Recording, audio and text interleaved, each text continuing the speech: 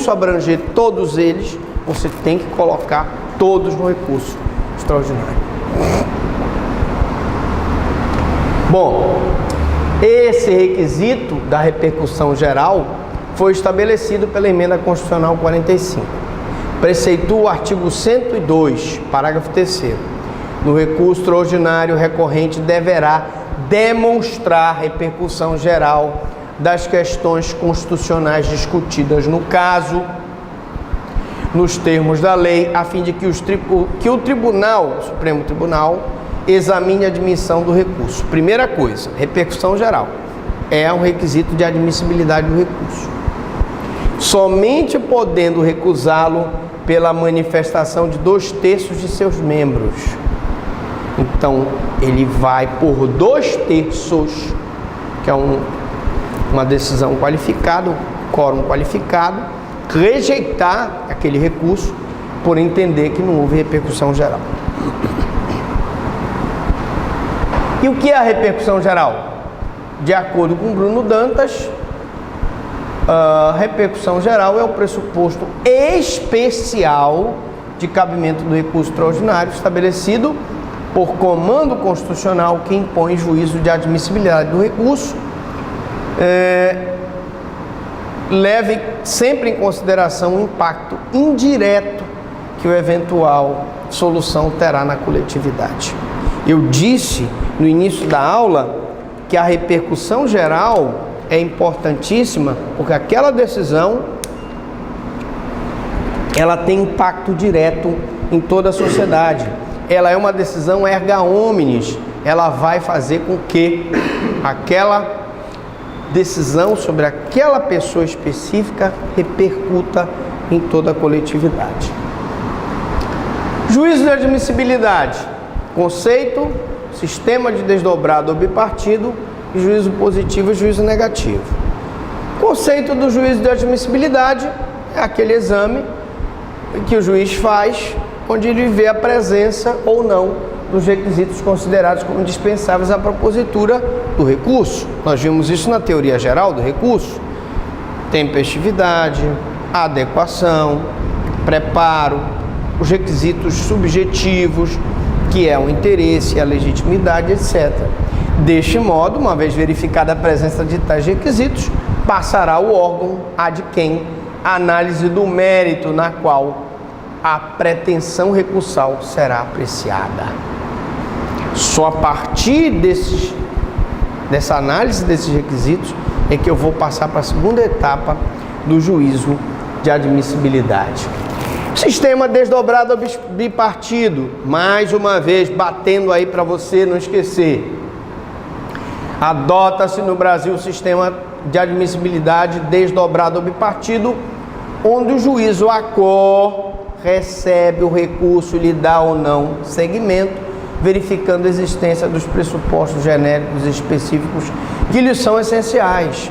Mas o bipartido desdobrado é que o juízo acor e o juízo ad quem fazem duas vezes. Primeiro o acor, depois o ad quem, por isso que é desdobrado, a verificação da existência desses pressupostos.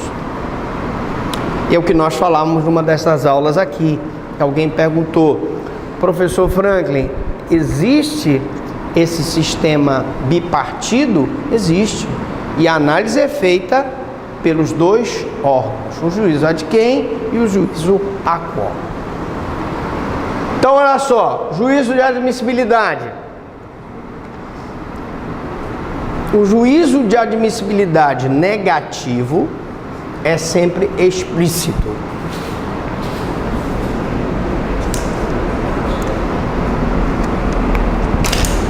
O juízo de admissibilidade negativo é sempre explícito e deve ser fundamentado a fim de que o recorrente saiba os motivos pelos quais seu recurso não teve seguimento, para que possa se desejar interpor outro recurso.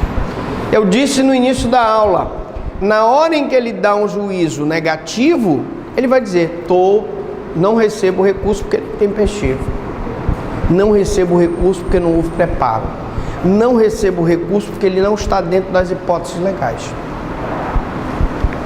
Mas o juízo de admissibilidade positivo geralmente é implícito, porque se o órgão julgador passou a examinar o mérito recursal, significa que os requisitos de admissibilidade foram satisfeitos. Ora, se ele deu seguimento ao recurso e passou a analisar o mérito, é porque ele já analisou a admissibilidade e chegou à conclusão que estão preenchidos os requisitos recursais. Interposição. Bom, meus amigos, segue a mesma regra dos recursos. Deve ser interposto no prazo de 15 dias, tá? Novo CPC 1030. Deve estar em conformidade, ou seja, com as hipóteses legais, que nós já vimos há pouco. Deve ser feito por petição dirigida ao presidente ou vice-presidente do tribunal recorrido, que é o juízo ad quem, a primeira peça, e a peça posterior ao juízo ACO e depois ao juízo ad quem. Conterá simples exposição do fato e do direito. A exposição do fato não significa que o Supremo se manifestará sobre fatos, já falamos sobre isso. Você vai expor o fato, a tua violação. A demonstração do cabimento do recurso é uma repercussão geral, houve uma violação de uma súmula vinculante, houve uma decisão considerando inconstitucional um tratado. Qual é a hipótese? Eu não sei, depende do caso concreto. E as razões do pedido de reforma da decisão. Esse recurso aqui não tem efeito suspensivo. O recurso extraordinário, o recurso especial, em regra, os efeitos são apenas devolutivos. Procedimento. Então vamos lá.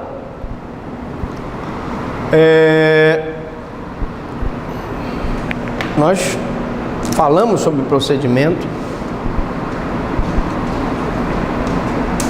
numa aula passada do recurso, acho que foi do especial. De qualquer forma, a gente vai repetir um pouco essa questão do procedimento para vocês. Primeiro, você entra com recurso perante o juízo ACO, com as razões recursais para o juízo ad quem. Lá no Supremo Tribunal Federal é distribuído esse recurso e vai para o ministro. Esse ministro é o relator. O relator tem a primeira palavra sobre o caso. Quando se tratar, e nós vimos em julgamentos aí que são do conhecimento de todos, de crime cuja pena é de reclusão, e aí vai impor uma privação da liberdade, eu vou ter um revisor. Primeiro esse processo vai para o relator, depois ele vai para o revisor, será dado um prazo, evidentemente, para esse relator, ele dá um prazo para que a parte contrária faça as contrarrazões no prazo de 15 dias, vai fazer umas contrarrazões, mesmo prazo do recurso é o prazo das contrarrazões. Igualdade de armas. Feitas essas contrarrazões, vai para o Ministério Público. O Ministério Público, através do Procurador-Geral da República, se manifestará nesse recurso na qualidade de custos legis. Ele se manifesta na qualidade de custos legis e, depois disso, vai para julgamento. Lá no Supremo Tribunal Federal, nós temos as turmas, né? Nós temos as turmas. Vocês já até devem saber quem são os ministros que compõem cada turma, devido hoje ser televisionado as decisões judiciais. Lá na turma, aquele parecer, aquele voto do relator e o voto do revisor serão apreciados pelos colegas e se colherá se o ministro é contra ou a favor daquele voto. O parecer do Ministério Público é apenas no sentido de opinar em relação àquela situação. Depois do julgamento, se for unânime, será feito um acordo. Se não for unânime, também será feito um acordo, mas aí existem aqueles que nós vimos, os embargos de divergência, quando a decisão não for unânime. E primeiro da decisão, se houver alguma omissão, alguma obscuridade, pode entrar com um embargo de declaração, e depois pode, se a decisão não for unânime, entrar com um embargo de divergência. Feito isso, a decisão do Supremo será executada, se for o caso.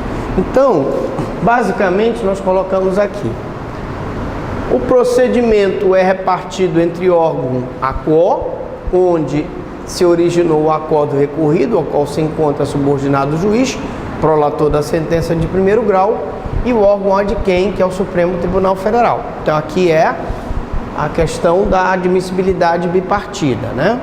Eu entro primeiro com o pedido de recurso para o juízo ACO e com as razões para o juízo ad quem, que é o Supremo. Essa divisão decorre da circunstância do recurso extraordinário, a semelhança da apelação ser interposta na origem e não diretamente no órgão ad quem, a exemplo do agravo de instrumento. Então, você vai entrar com recurso extraordinário de uma decisão lá no Tribunal de Justiça do Estado, que deu a decisão considerando inconstitucional aquele tratado, para depois ser encaminhado para a distribuição lá em Brasília, no Supremo Tribunal Federal. Os provimentos do juizado especial podem ser impugnados por intermédio de recurso extraordinário. Então, o juizado especial também pode ter suas decisões das turmas recursais impugnadas através do recurso. Aqui algumas referências para vocês, de onde nós tiramos essa aula, do Orione Neto, algumas referências sobre sites que nós pesquisamos, tá? E dá uma olhadinha nas súmulas do Supremo, súmulas vinculantes, e no regimento interno que disciplinam o recurso extraordinário. Bom, chegamos ao fim da nossa aula de recurso extraordinário. Pergunto, até aqui, alguma dúvida, alguma pergunta?